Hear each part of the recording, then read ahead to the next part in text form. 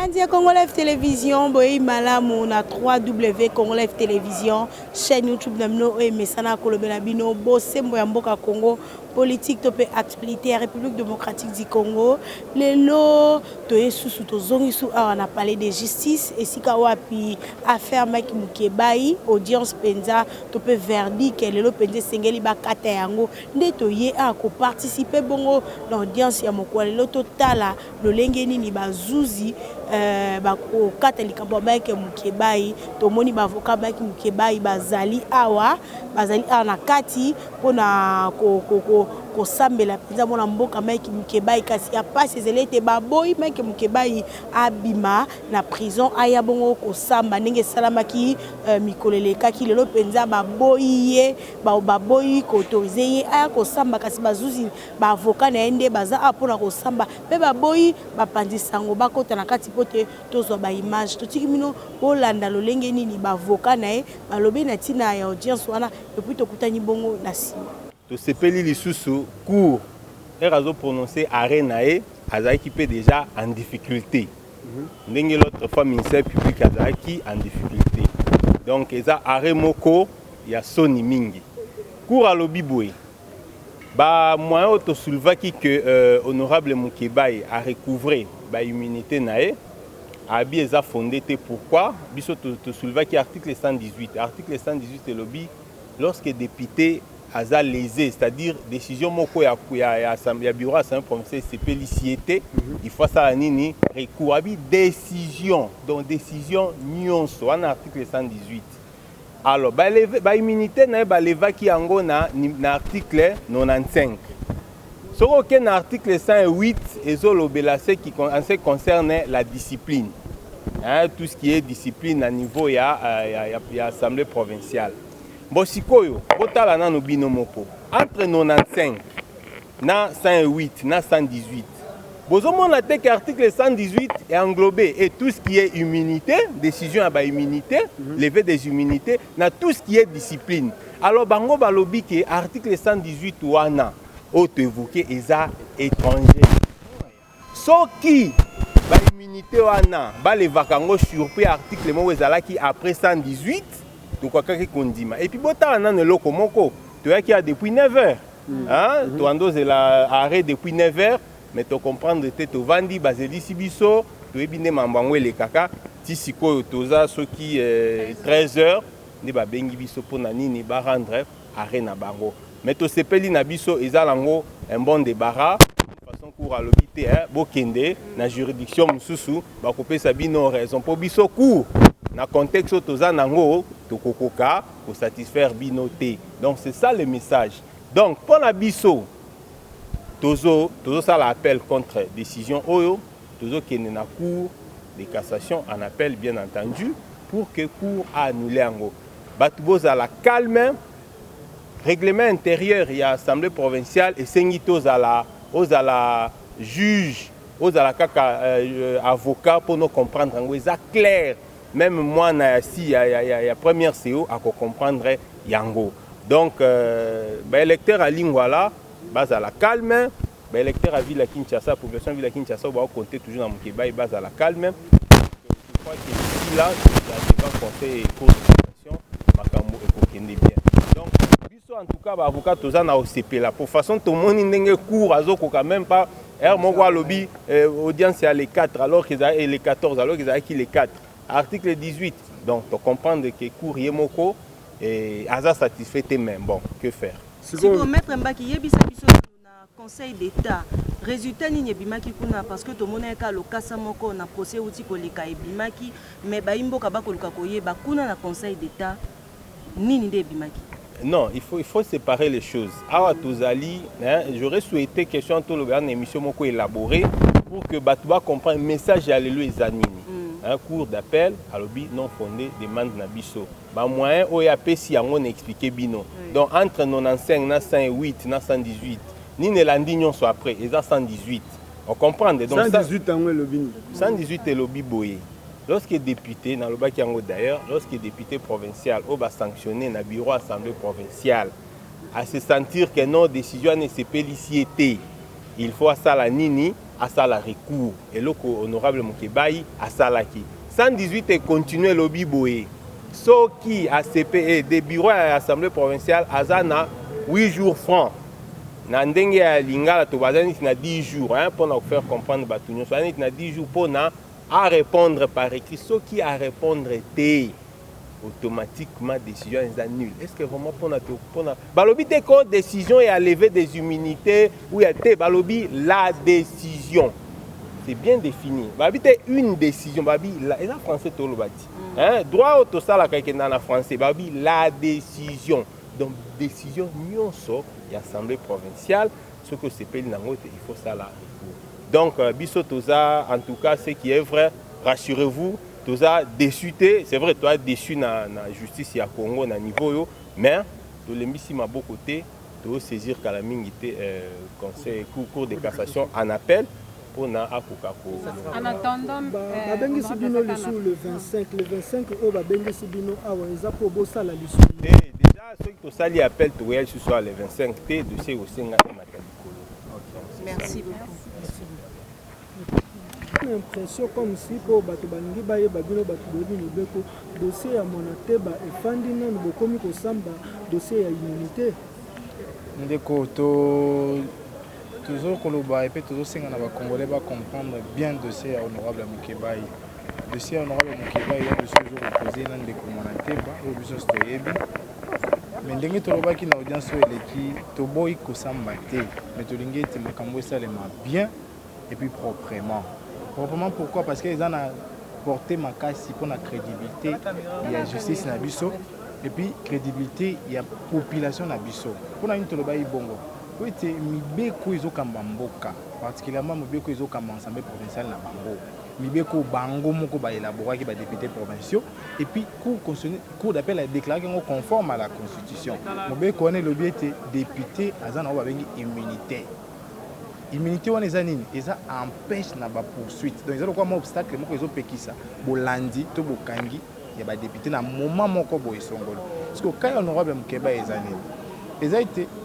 tango bazwa ki décision ya kotombola immunité na ye par bureau pour faut te rappeler eza plénière té eza bureau ndé décida ki tango bazwa ki décision wana bazaki en pleine vacances mobeko li kondi na bango règlement intérieur le bien député se sentir lésé la décision ya bureau et le bika raté Mukeba il est là lobi cause à député mususu il faut ça la recours et sur ça les recours wana bureau ils en a 8 jours pour répondre à 8 jours en ce que l'équipe qui répond était mobeko wana article 118 le BT décision wana ekoufi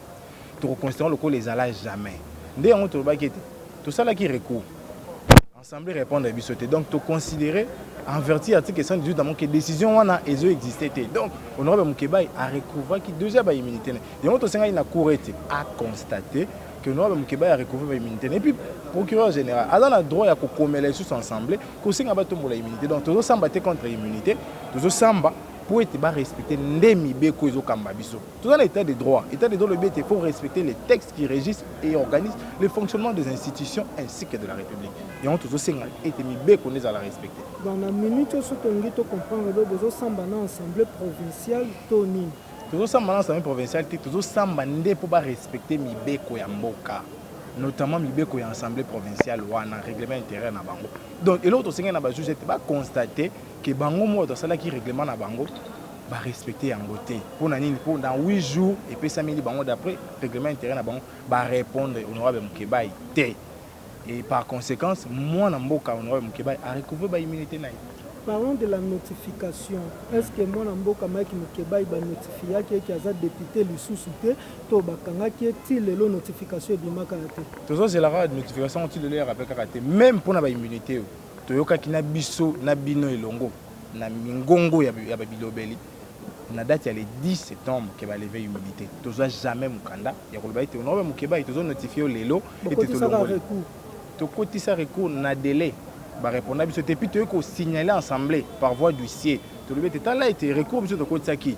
Mikole Koki au répondre à bisoté on a fait ça par voie d'huissier pour respecter la procédure pour faire constater au bureau de l'ensemble provincial qu'ils n'ont pas répondu à notre recours et par voie des conséquences l'honorable Mukeba recouvre de plein droit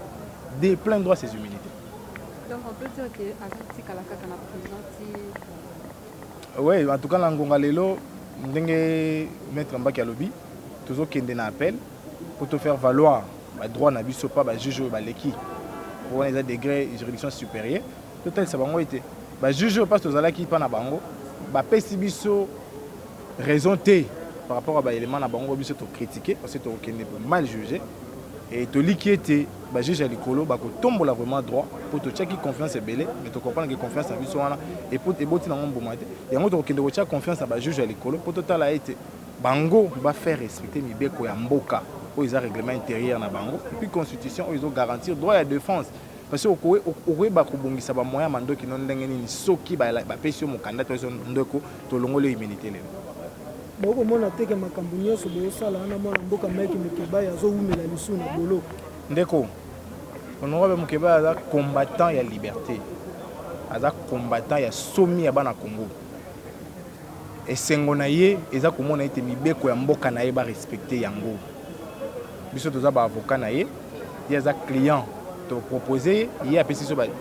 avis na ye par rapport à yango donc ce que qui appelle c'est que ye moko mwana mboka aza d'accord alors pour na ete mobeko mboka na ngeza la respecter bo landa droit place sur ezali bo faire appliquer yango donc souci na biso to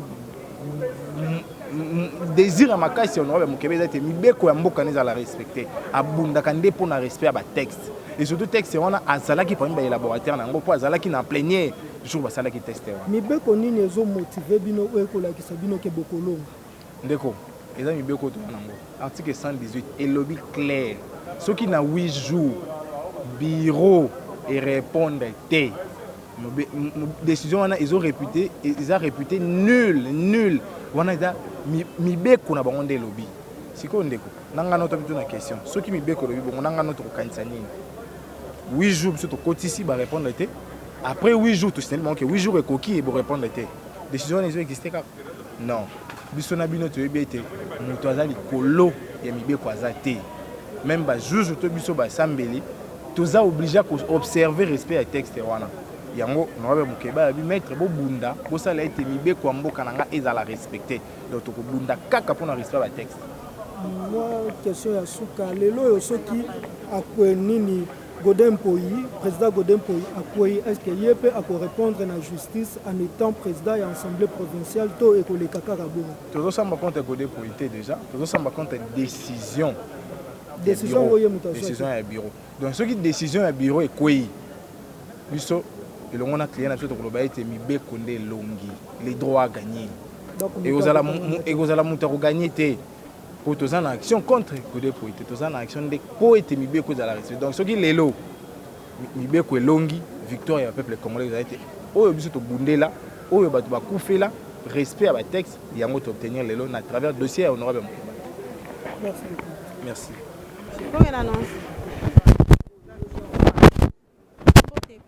Un mot, madame la journaliste. Oui, Tomoni Bino Awa, après confrontation, il y a affaire Mukeba et là on dit penza population congolaise bako kanga. Bon, premièrement comme on a Cédric Moupekou naza habitant Lingwala.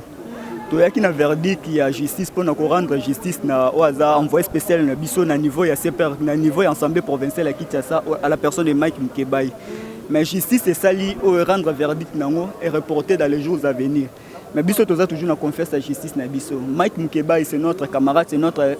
ami, c'est notre donc il est tout pour nous. Aza muto biso to pesa ki musala. À la personne de Mike Mukeba na minute tozolo ba que nous les habitants de Lingwala toza comme orphelin, toza na mutute o akoki ko lobela biso na niveau assemblée provinciale. Il y a tant de problèmes au état repasser na Lingwala ezo senga molobe na biso po aloba na niveau assemblée provinciale. Mais pour l'instant muto lobela biso ezate. Donc toza considéré comme orphelin. Sika bino bobi ke mutako lobela bino azate mwana mboka Mukeba yé déjà baboya qui est siégé dans l'assemblée provinciale à salibo et sala bongo ba pesa qui est bongo délai à 12 mois ko siégé té moi ba lobela bino azate lingoleza ba difficulté belé pe baboya za mosolo na oko loba ni likambo wapi elonga ngana na ko lobaka ke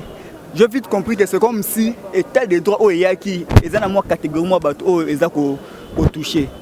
État de droit et qui pour la moutonnière nul est dessus de la loi. À la personne de Mike Mukeba, ils ont confiance à cause de la liberté. C'est comme si Mike Mukeba, ils ont un groupe Moroboé, ils ont un moutou Moroboé, à saisir quelque part parce que Azota chaleur, azote assemblée provinciale mulunge parce que la majorité ya ba parti opposition ou en assemblée provinciale donc bazana bango corrompu ba continue gouvernement ou eza Argentine odila donc ceux qui m'a bé salami moi bango ba lobelo ko mo ezate po ani bazozo mo kanyaka na bango lokola o aza envoyé spécial na biso ya bana lingwala aboyi makambo kanyaka azo dénoncer ba mal azo dénoncer o eza mabe yango moni groupe ba mo assemblée provinciale ba meki ko tie mu pandi po bango ba exprimer librement ba sala o ba ko sala mais biso tozana confiance à justice na biso tozana confiance à justice na biso que makamba malonge ko sala manaza ko s'adresser na révérend pasteur Godin Poyi oza mosali na nzambe oza na mission spéciale o nzamba peso ya ko sauver ba ampo na ko mema bango na royaume de cieux eza mission spéciale te o l'état peso po ozo batu mususu catégorie batu moko boy o tinda bango na CPR kapo na yo o s'exprimer na coalition o bosali pona ko sala o bokoki ko sala na niveau assemblée provinciale biso bana lingwa toza un peu décis tozaki tellement déterminé le lombu le beti presque toute la nuit toye na souci wana ke o aza muninga na biso envoyé spécial na biso mwana musala autopese musala na niveau assemblée provinciale qui a ko la quitter mais justice se prononcer ko prononcer toza toujours na confiance à justice to ko na ba échelon likolo pona ko bandeni to ko sa quitter. Merci. Mbote madame. Mbote. La caméra oui tomoni yo zali moko ya ba openza bo ponaki mona mboka maki mukebai na lingwala pote alobela bino na assemblée provinciale le to ko participer bongo na audience bokola lelo kasi ba renvoyer ngo susu na cour d'appel pe ba boyaki mona mboka maki mukebai a participer penza moko lelo ko lobani na makambo nyoso ekoleka non lobani bo mo na bino monde toza desi toza desi toyebi te so lingwala sali bino nini toyebi te tolamuki bambula bochinji biso to ya ko voter tokei to voter maiki mukebai to tinje kuna sala biso musana biso mais lelo bino bokomi ko sa n'importe quoi lelo bopesi suspension lobi bolongoli militaire lobi ye kuna na makala donc toyebi eloto est-ce que lobi borobenga biso sous to voter borobenga biso sous to voter to voter te puis lokwa maiki mukebai ezate botindi nani biso totindaki maiki mukebai toza besoin mutu musu te bozongisa maiki mukebai akendo sala musala na o biso totindaki ye nazo senga na président Fati président de la République nazo senga na discours na yo obaki état de droit o ezo salema pe na sima na otala o maiki mukebai aza moko ya basali na yo biso nde totindaki na assemblée biso nde tovotaki lelo oyo soki biso tolobelaki Godin Poyi longolela biso député wana azosala malamu te aza mabe na lingwala azosala mabe est-ce que Godin Poyi alingaki alongola ye alingaki asala o biso tolobi ou bien o biso tolingi alingaki asala te mais na minute o bazosala o bango balingi mais tosengi na bango bazongisa maiki mukebai akende kosala musala na ye maiki mukebai azobunda kaka mpo na famille na ye te azobunda kaka mpo na mwasi na ye te na bana na ye kasi azobunda mpo na Congo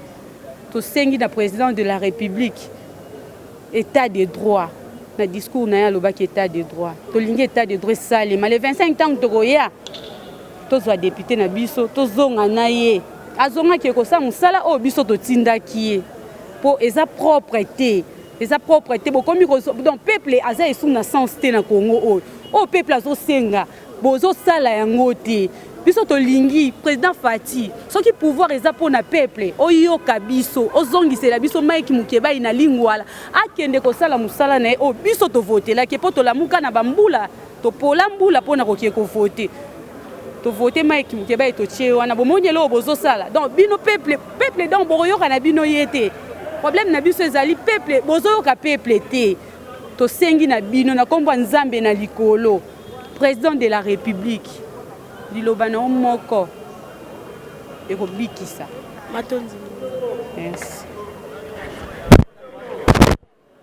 mbote ndeko nanga mbote maman journaliste oui tozali na parler de justice tomoni bino penza boye mobiliser ko assister penza na audience ile mona mboka maiki mukebai azali moko bino boponaki na provincial na commune lingwala ko kolobani na likambo ekomeli bino lelo ba renvoyer verdict na mokolo ya le 25 pe bakenango na cour d'appel ko kolobani likambo ngo ezopesa biso pasi mingi mama makambo ekomoleka na Congo kolongola tano député tozono député provincial ata yo ndongo za journaliste on a musala pour appeler son mise en pied il faut ba benga ba vandi ça jamais ba kozwango ke yo zate ba tomboli yango huis clos ba sali ba bimi ba leki na media ba publier yango et ça la ma likamba apesa mutu mise en pied kolongola mutu humilité ba benga ka mutu ba poursuivre mbala moko ba attendre au CV na yo to a parlé de la justice to ki yo ba konti ba lobby tozonga le 25 mais le 25 bango ba pousi kuna to mona loi yango te kanyaka ka réseau final kanyaka kaka ba olesaka kanyaka pona nini Mike Mukeba afandaka na prison biso lingwala pe tokotika la ba ofelete biso Godin po yeba ngo tango na mutuna yo tokoya liboso ya assemblée provinciale na wanga ata tokoya wana tokotumba ba pine il s'agit soko otinda ba soda ba boma biso tondima okufa pour président Félix abaki da état de droit mukola porta serment taka 5 doigts yango wana batiana panel de la justice yango wana état de droit na mboka to mona ngote mutalobi vérité bakangi donc soto moni mabe totika baloba sous vérité te mutamoni place mbaboma mutu batika état de droit ya mboka ezap to komi ap o mboka nini to mba Burundi to ba congolais naza congolais né grandi na botami na kiniki ngalema na botami na bunya te butembo te po biso nyoso to ba kona botami na bunya na botami na butembo to ba congolais mais mambo esa la biso pasi état de droit président lobaki to mona tina na ngote utilité yango lobaki to mona yango te président Félix oza numéro 1 ba o to bazana ba na sena ya commandant suprême Godin Poywana aza pasteur alobaka mamba bosolo na niveau ya parler assemblée provinciale alobaka bosolo totinda batindake kuna peuple batindake kuna alobelaka bana bandal mais lelo akomi kotamola ba jeep ya somo banda ko alai na Gombe alai na 3000 rejeting atika ngo 3000 mais Godin Poyaye ekomi 6500 $6500 tokomi yapi na mboka o to sabe étranger ba rwandais ba togolais naza congolais et omo salanga pasi na mboka o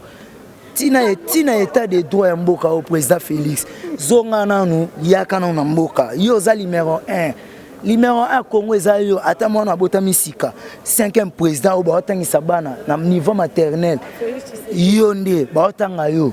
5e président de la République do mambele kana mboka pardon to boy to le bébé mais Godin po to yebiso o mona biso na assemblée provinciale tango na mutuna o mona biso kuna soki ba il s'agit o tie ba jeep ba boma biso to ndima to kufa pona Mike Mukeba yo to muto vota kai aza candidat Eli ya lingwala azui 2 places azui na national bokati ba voix na bo pesi molendo sakombi Mike Mukeba bimana 8071 voix ndeko elezer alekai na voix moko mais bokati bozi molendo sakombi botie wana mutazo ebonga na mingongo na ye oyo ba kongomani to pesi biso peuple mais bino bozu bokati bo valider bo pesi kana national na provincial ngo pe to tingie bo bandi su komenancer président Félix avec état de droit mutu nyonso na droit ya koloba so amoni mabe fo loba mais lelo to moni Mike Mukeba lobi vérité papa nyangwe ozozo bambongo alowa ba embaka yo na amida et comment tu as peuple congolais mal à l'aise. Merci mille. Attention. Na kosenga le 25 le quoi va renvoyer sur le 25 bisonio so peuple congolais diaspora bana élu bana lingwala changu binza partout ya Congo boya to se mobiliser to se kutana awa pour soutenir mwana mboka Mike Mukeba boyebi ke Mike Mukeba ya tika batuna komba na été peuple congolais yebi ke Mike Mukeba abundaka mingi pona komba bana mboka abundelaka peuple congolais tika kabaninga na été o bazali bazana kati ya bitumba abundaka alors pourquoi biso peuple congolais to tika Mike Mukeba boya to bunda ba diaspora ba babenga nga tongo bidi pourquoi soutien na bino pe ezala makasi boya to soutenir Mike Mukeba to se mobiliser awa na ndimi ke force na biso to zana ngo libanda yeleka ba o bazana kati parce que boyebi ke justice na biso et comment ezala ngo sous judiciaire et comment déjà politique bomoni o etike ko leka kuna boyebi mingi ya kolobeza te to se mobiliser to ya awa surtout na robeta 7e mingi na bana lingwala Mukeba yaza élu de lingwala na sengi na bana lingwala surtout na kobeta sete na bana lingwala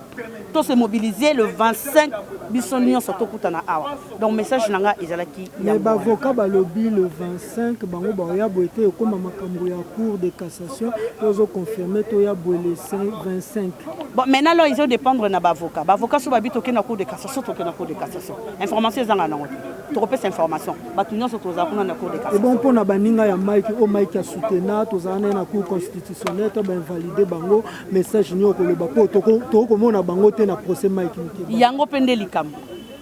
yango pende likambo baninga nyonso yo bazalaki Mike ya soutenir ko ba invalider o ba valider to moni bango te na kosenga na bango baya le 25 ba ko soutenir moninga na bango exactement Mike azalaki mabena bango yango batisundoli te Mike azalaki mabena bango te mabeni ni Mike azana nango afingaka motu te bato balobaka Mike na parce que bato balobaka Mike afingaka te so bayebi soki la mano eza bleu eza insulté bato bakonfondaka vérité na insulte yango ne esalaka bango vérité na insulte bakonfonda yango mais Mike afinga motu Mike alobaka bosolo yango wana bato bazosengaka numéro na yo parce que toloba vérité tolinkoka kopesa numéro ya motu boye te okoyebisa bango nini bon numéro na ngai na bokozwa yango epai ya papa journaliste. Merci beaucoup. Les pour la chaîne YouTube dans nos Congo Live et le Belarabino politique en Boka Namso Congo. Lelo Penza to yakiawa na palais de justice et si kapiko kata affaire Mike Mukebai kasi ezali bongo pasi lelo nanu ba privé sorti ko bima pour ta ko participer na audience.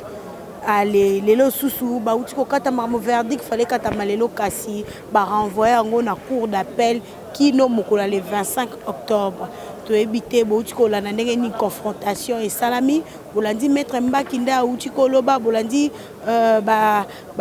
militant